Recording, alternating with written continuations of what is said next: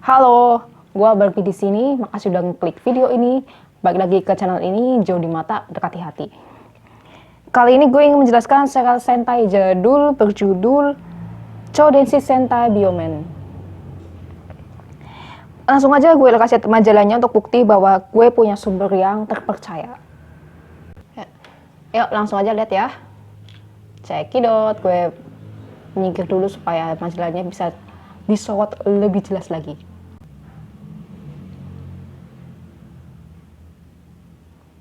Ini kan berapa jadulnya ini majalah.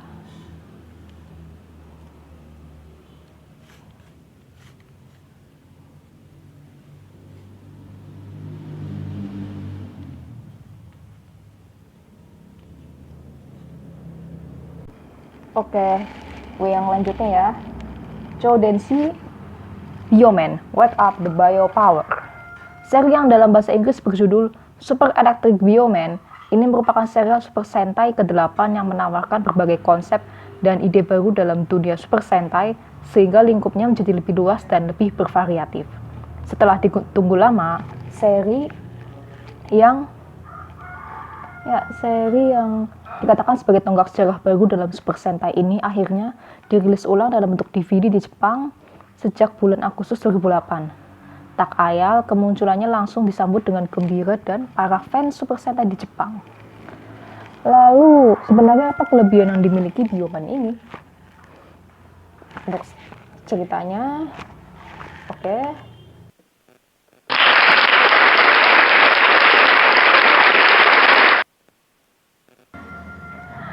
Untuk ceritanya adalah beberapa abad yang lalu, sebuah planet bernama Biostar mengalami kehancuran. Ya, ke dalam kejadian itu seorang android bernama Pibo bersama sebuah robot besar bernama Biorobo menyelamatkan diri ke bumi. Saat tiba di bumi, Biorobo menyebarkan biopartikel dan mengenai 5 orang anak muda di zaman itu. Biopartikel yang masuk ke dalam tubuh orang-orang itu akan terus dimiliki oleh generasi selanjutnya secara turun-temurun. Waktu terus berjalan hingga ke zaman sekarang, di mana sebuah kerajaan bernama Shintekoku Jir atau New Empire Jir dalam bahasa Inggrisnya berdiri di bawah pimpinan Dr. Man. Dengan pasukan yang dimilikinya, Shintekoku Jir memulai inovasinya untuk menguasai dunia untuk melawan ambisi Dr. Man. Pibo dan Biorobo harus mencari orang-orang yang menjadi keturunan dari kelima orang yang pernah menerima biopartikel 500 tahun yang lalu. Setelah melalui berbagai masalah, akhirnya Pibo dapat menemukan mereka semua dan memberikan mereka kekuatan sebagai Bioman, 5 orang pendekar yang ditakdirkan untuk melindungi bumi. Tapi karakteristik dan sifat yang berbeda satu sama lain seringkali membuat mereka sulit untuk menyatukan kekuatan.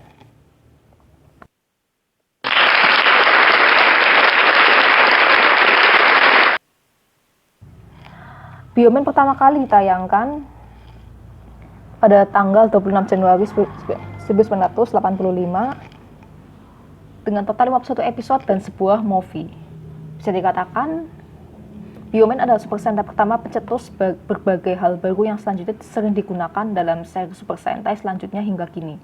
Yang paling berkesan, Bioman adalah seri yang pertama kali mengenalkan Super Sentai dengan komposisi anggota 3 orang pria dan 2 orang wanita. Sekaligus menjadi seri pertama yang mengenalkan wanita sebagai pendekar berwarna kuning. Bioman juga dikenal sebagai seri yang cukup kejam, sebagai seri pertama yang membunuh salah satu anggota utamanya. Walau begitu, Bioman memiliki komposisi pertempuran yang unik karena wujud monster kecil dan monster besarnya selalu berbeda-beda setiap episodenya.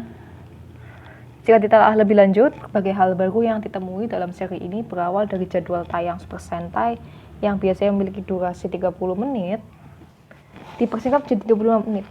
Ya, hanya 25 menit loh ya. Hal ini memaksa para staf berpikir.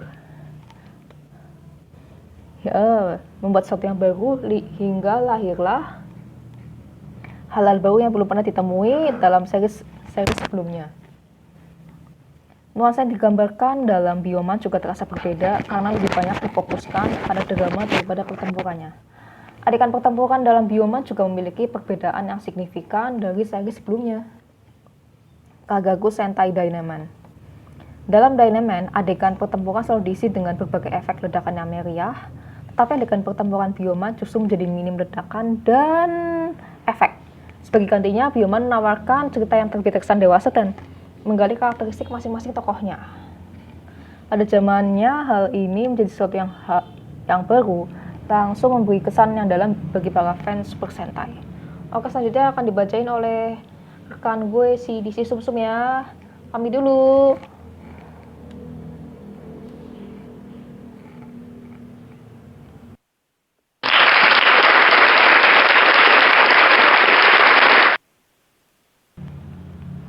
The Bioman, Zero Go atau Red One, diperankan oleh Ryosuke Sakamoto. Berumur 24 tahun, dikenal sebagai pilot dari pesawat luar angkasa pertama milik Jepang. Sayangnya karya terganggu oleh serangan Jir. Memiliki semangat dan rasa tanggung jawab yang kuat.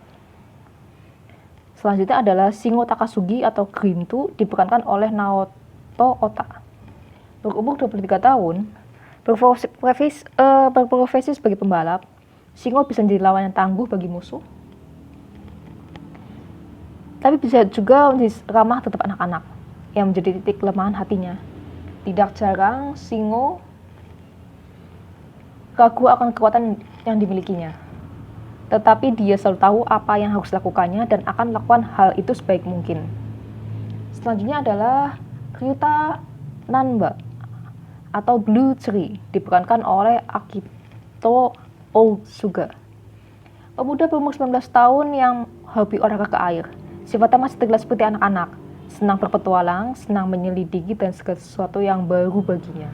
Karena sudah terbiasa di bawah air, gerakannya menjadi cepat dan sangat ahli dalam berbagai teknik stealth. Memiliki Chou Denshi Ear yang meningkatkan pendengarannya. Cukup gue baca 3 tokoh, selanjutnya bakal dibacain oleh rekan Sumsum ya, gue yang lain. Pamit dulu.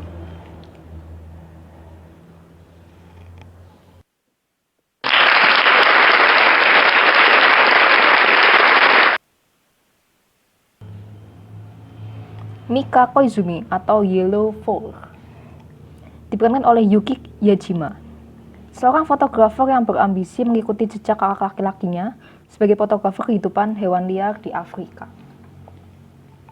Awalnya Mika tidak mau bergabung dengan Bioman, tetapi setelah menyadari kalau dirinya tidak bertempur, maka binatang-binatang di Afrika akan menjadi korban. Mika bergabung dengan Bioman. Mika tewas setelah berkali-kali terkena tembakan anti-biopartikel. Jadi yang tewas adalah yang si Ranger kuning ya, Yellow Folk. Selanjutnya adalah bukan Yellow Folk ya, namanya Yellow Folk. Lalu ganti Jun Yabuki oleh Yellow Folk, gadis berumur 19 tahun yang berprofesi sebagai atlet olimpiade bidang panahan. Ya, setelah melihat pertempuran Bioman, Jun ingin bergabung dengan Bioman, tetapi niatnya ditolak. Bioman baru saja kehilangan Mika, berusaha mencari calon pengganti lain selain Jun. Selanjutnya Jun mampu memperlihatkan tekad dan kekuatannya. Selain itu, ternyata Jun juga memiliki biopartikel dalam tubuhnya. Selanjutnya adalah Hikaru Katsuragi atau Pink Five, diperankan oleh Michiko Makino. Wanita berumur 20 tahun yang berprofesi sebagai pemain seruling karnaval, berwajah manis namun kuat, dan ahli menyamar. Memiliki tekad yang kuat dan memiliki insting layaknya seorang ibu, senang bermain seruling untuk menyenangkan jiwanya. Oke, selanjutnya akan dibacain oleh rekan gue di sistem yang lain ya. Gue pamit dulu.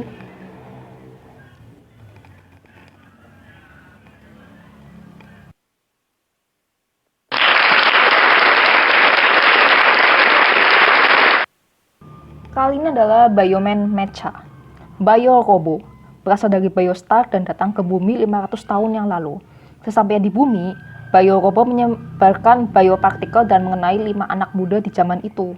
Bio-Robo dapat dipisah menjadi 2 pesawat, Biojet One yang dikendalikan oleh Red One dan Pink Five, serta Biojet 2 yang dikendalikan oleh 3 orang Bioman lainnya. Senjata yang dimiliki robot ini adalah sebilah pedang dengan nama Supermaster. Selanjutnya yang gue baca adalah Bio Dragon, carrier ship yang bawa Biojet 1 dan 2, dipersenjatai dengan 2 laser gun dan memiliki magnetic crane untuk mencengkram Bio Robo. Dapat digunakan untuk mengangkut Bio Robo langsung ke medan pertempuran. Yang terakhir pembahasan dalam majalah ini adalah Shinteikoku-Jir, diperankan dan dipimpin oleh Dr. Man, bermarkas di Neograd yang terletak di Kutub Selatan, memiliki pasukan terdiri dari Beastnoid atau monster cybernetic dan Mecha Clones atau generic android. Dr. Man dibantu oleh 3 jenderal dikenal dengan nama Big Three, terdiri dari Mason, Farah, dan monster-monster yang memiliki 5 Beast King sebagai bawahan. Oke, udah selesai pembahasannya. Jangan lupa klik tombol subscribe-nya ya. Dan tentu saja kritik dan saran akan sangat diterima untuk pengembangan channel ini lebih lanjut. Akhir kata, see you on the next episode.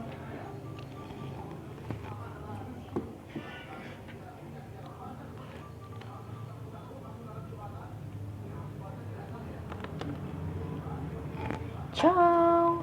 Ciao.